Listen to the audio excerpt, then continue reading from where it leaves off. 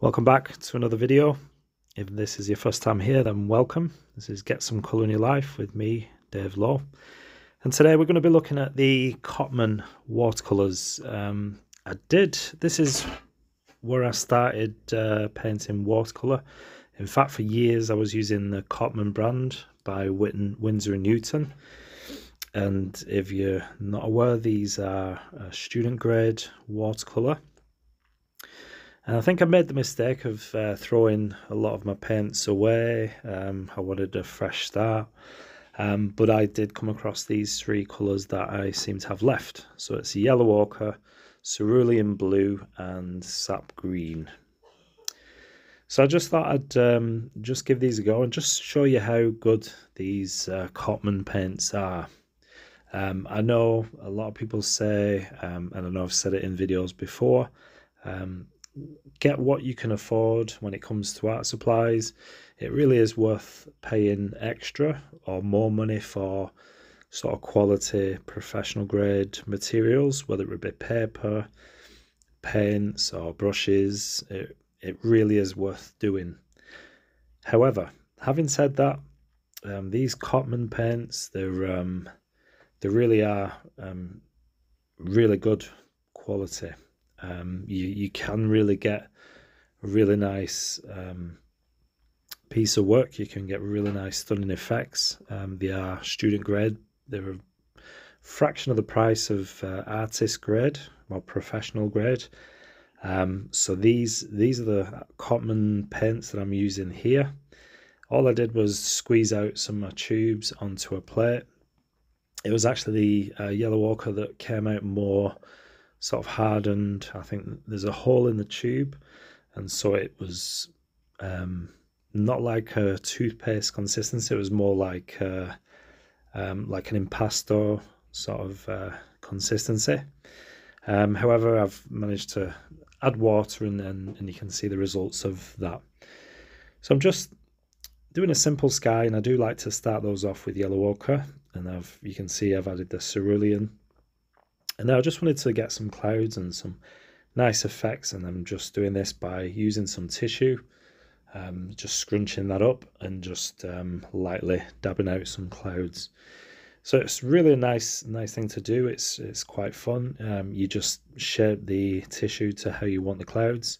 You can use pressure to take out more pigment off the paper. So you can just play around with different ways of doing the clouds. Also, sometimes I do like to wipe the cloud with the sort of tissue. It gives a nice sort of misty cloud, not so stark. So I'm using my small 1-inch Hake brush for this. I just thought I'd add a bit more deeper, sort of darker, richer cerulean blue on the top of the sky. So we'll be messing around with this. I'll be messing around with the sky. Something I don't usually do. I like to sort of try and get the sky right as first go. It's not something I like to do too many brush strokes in the sky. The less you do, it does make a nicer, more interesting sky. In fact, you'll see some of the tissue that I've pulled off some clouds. I may lose that. It's just one of those things. The more you mess with it, the more sort of work you got to put in to make it look right. So it's best off to try and get it done as in the first go. So I'm just using a little bit of water. I'm using my mister bottle just to spray, get some of that movement. You can see how I'm using that to make some nice, interesting sky. And that's one of the purposes why I wanted to do this video. I wanted to show you how first of all, how the Cotman paints are, and second, how to make a really nice sort of interesting sky.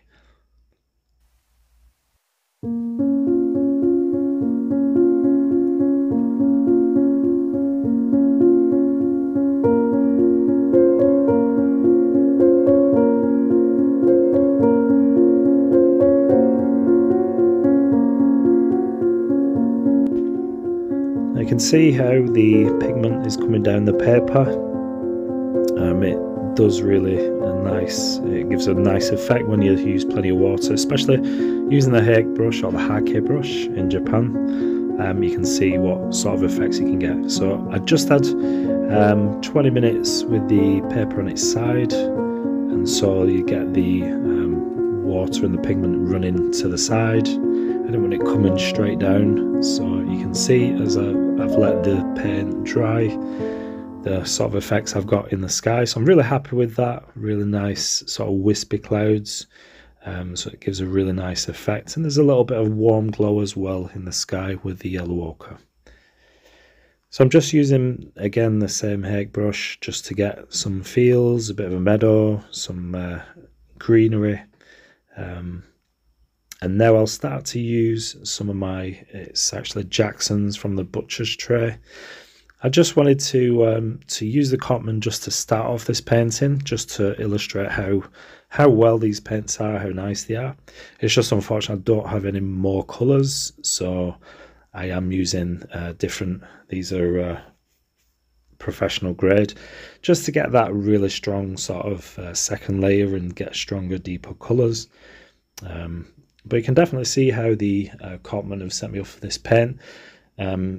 If I had more Cotman paints available, then I would have finished this painting using just those alone. So they are really good quality, they are a really good paint, a really good brand. If you are starting out, then it's definitely something it's well worth buying, the Cotman Winsor & Newton paints.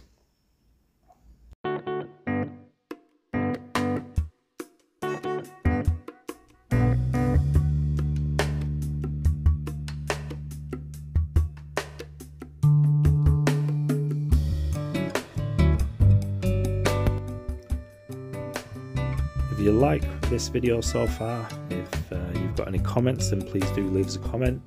Please do give us a thumbs up, give us a like for this video. I really do appreciate all the support. Any suggestions for future videos, then please leave those in the comments. Let me know what paints you use, if you use these Cotman paints. I do appreciate all those comments.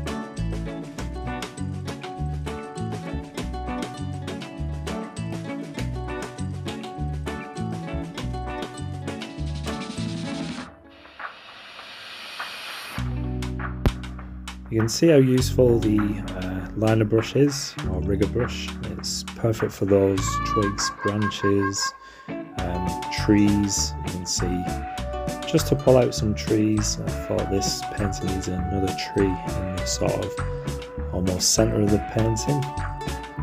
And you can see how I'm using the rigger brush just to get those branches.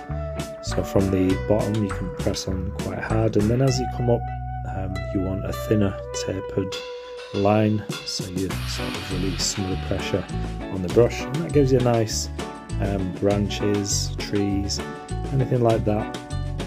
And then I actually carry on using the rigger. I do like to use this to almost stipple in some foliage, so you can get some nice small detail on trees. So I do like it for that as well. So just added a bit of yellow just to mix that up and just add some interest in the trees, and I'll be using the liner brush as well, just to indicate some grasses at the bottom of the painting.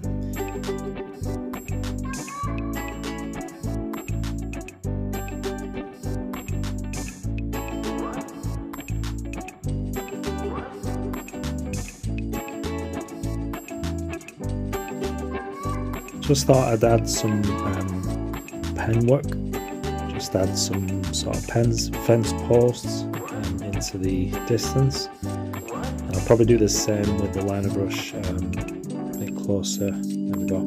Using my round brush for this, quite thick sort of post disappearing. And obviously one of the things you don't want to do is have them straight, or you want them sort of weathered and crooked and not in line. Just gives a more interesting effect. And then I'll just connect these by using my liner brush just to get some thin paint. And see, just pulling up some marks, just with the liner brush, just flicking it around just to get some grasses in the foreground.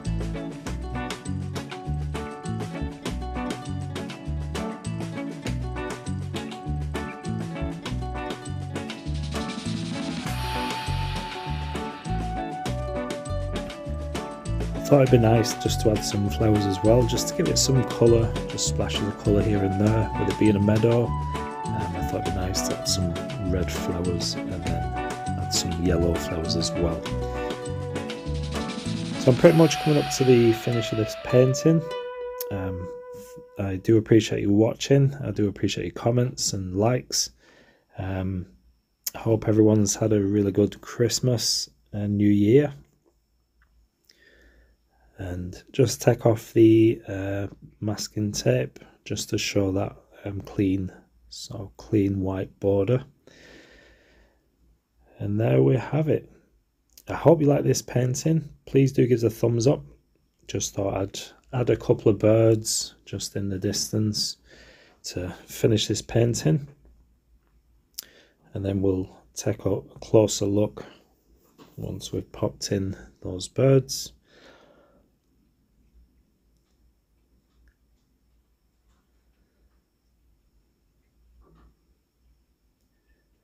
So there we have it. Like I said, please leave your comment, please give us a thumbs up, and if you're not subscribed, then please do subscribe. I do have many other videos on my channel. I do like to do loose sort of impressionistic landscapes. I do the odd townscapes, cityscapes, anything like that. If you're interested in watching, then subscribe and you can see on my playlist I have many videos like that. But there we have it. Thanks for watching, and I'll see you again in the next video. Take care. Bye bye.